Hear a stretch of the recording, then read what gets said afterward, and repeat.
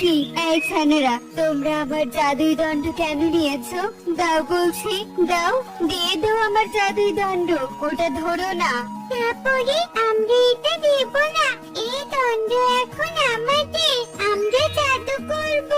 তোমরা চাইলেই পারবে না জাদু করতে, এর সাথে মন্ত্র বলতে হয়। অযথা জেদ করো না, দিয়ে দাও। আমাদের সাধ্যের বাহিরে কোনো কিছুই করা উচিত নয় ছানারা, এতে যে বিপদ হয়। শোনো তবে একটা গল্প বলছি তোমাদের।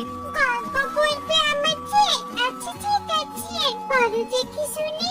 সে অনেক আগের কথা, যখন কদমতলী বনের শেষ অংশে একটা পুরনো পরিত্যক্ত ডোবায় 3টি হাঁস বসবাস করত। একটির নাম ছিল হাসি, একটি খুশি এবং অন্যটি পিঙ্কি। 3 হাসি বেশ সুন্দর ছিল, কিন্তু তাদের মাঝে পিঙ্কি হাঁস ছিল একটু বেশি সুন্দর, তাই তার অহংকারের কোনো শেষ ছিল না। বাবা হাসি খুশি, তোরা এই নোংরা পানিতে কিভাবে সাঁতার কাটছিস শুনি? আমার তো এই নোংরা পানিতে নামতে ইচ্ছা করে না। ওভাবে কেন বলছিস শুনি পিঙ্কি? এই পানিটা একদম পরিষ্কার আছে, তাহলে কোথায় তোর নোংরা লাগছে? ওই আমাদের কাছে তো কিছুই মনে হচ্ছে না। তোদের মন মানসিকতা ছোট, তাই তোদের লাগছে না। শোন, আমি হলাম সুন্দরী হাঁস, আমাকে মানে সুন্দর কোনো সরোবরে, সুন্দর কোনো সরোবরে আমি সাঁতার কাটবো। তুই তো বেশি স্বপ্ন দেখে ফেলিস পিঙ্কি। আমরা এই গহীন জঙ্গলে একদম নিরাপদে আছি, এখানে আমাদের কোনো বিপদ নেই। সত্যি তোরা তোদের বাকি জীবনটা এই ডোবাতেই কাটাতে চাস, যা আমি বুঝেছি। কিন্তু আমি বাবা থাকবো না ডোবাতে, আমি একদিন ঠিক চলে যাবো।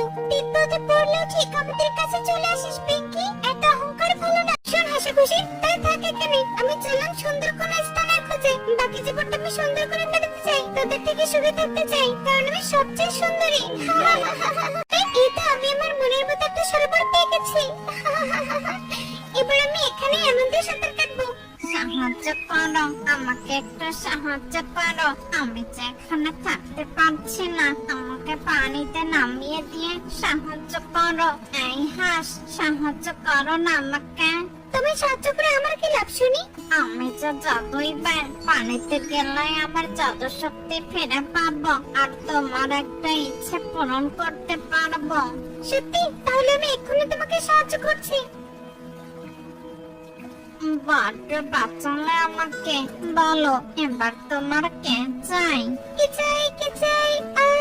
হ্যাঁ, তুমি আমাকে সোনার হাঁস বানিয়ে দাও, যাতে আমার সৌন্দর্যে সবাই মুগ্ধ হয়ে যায়। কিন্তু এটা তো আরো বিপরীত হয়ে যাবে হাঁস, তোমার এতে তো বিপদ হতে পারে। উফ, তোমাকে তো জ্ঞান দিতে কে বলেছে শুনি? তোমাকে যা করতে বলেছি তুমি তাই করে যাও।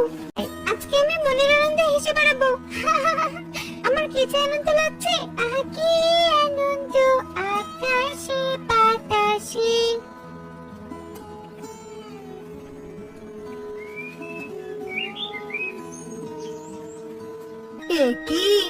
আমি কি দেখছি? কবুতর দাদা, ওই দেখো, সামনে তাকিয়ে দেখো, একটা সোনার হাঁস সাঁতার কাটছে। কই কই কালু? আরে বাহ, তাই তো কালু, এই হাঁস ধরতে পারলে তো আমরা ধনী হয়ে যাব। ছেড়ে দে মাছ ধরা, আজকে এই হাঁসকে ধরে নিয়ে যাব আমরা।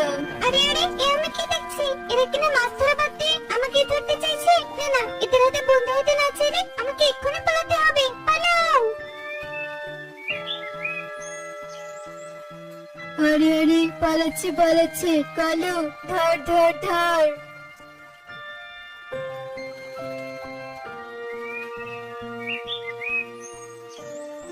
বাবা, এই ঝোপের মাঝে লুকিয়ে থাকতে হবে। না না, কিছুতেই বাইরে বের হবো না আমি।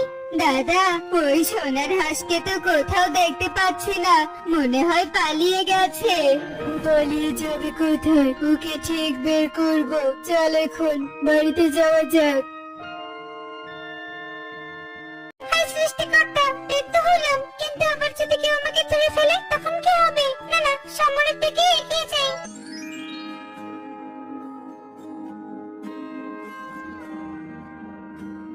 ওরে বাবা, এসেছিলাম কাট করতে, আর এসে কিনা দেখছি সোনার হাঁস। আয় হাঁস, আয় আমার কাছে আয়, আয় বলছি, আয়। এখানে দেখছি বিপদ, পালা পিঙ্কি পালা। চাই না সরে সরে, আমি আবার যাবো ব্যাঙের কাছে। আমি আমার আগে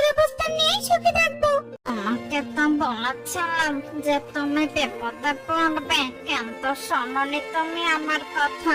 এবার দেখলে তো, দাঁড়াও তোমাকে আবারও আগের মতো করে দিচ্ছে। থাকবো না এসব উপরে, আমি এক্ষুনি চলে যাব আমার পুরনো বান্ধবীদের কাছে।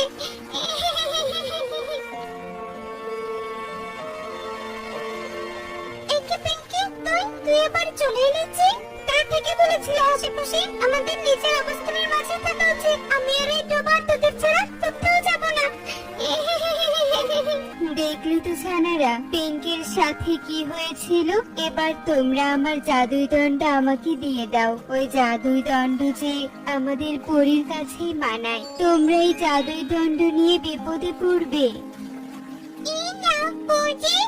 কিন্তু আমাদের কি তাহলে স্বপ্ন দেখা উচিত নয়?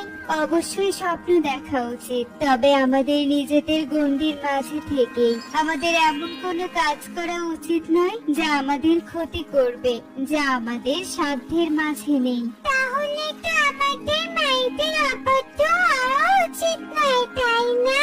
হ্যাঁ, তোমরা কখনো মা বাবার অবাধ্য হবে না। তারা তোমাদের ক্ষতি চায় না।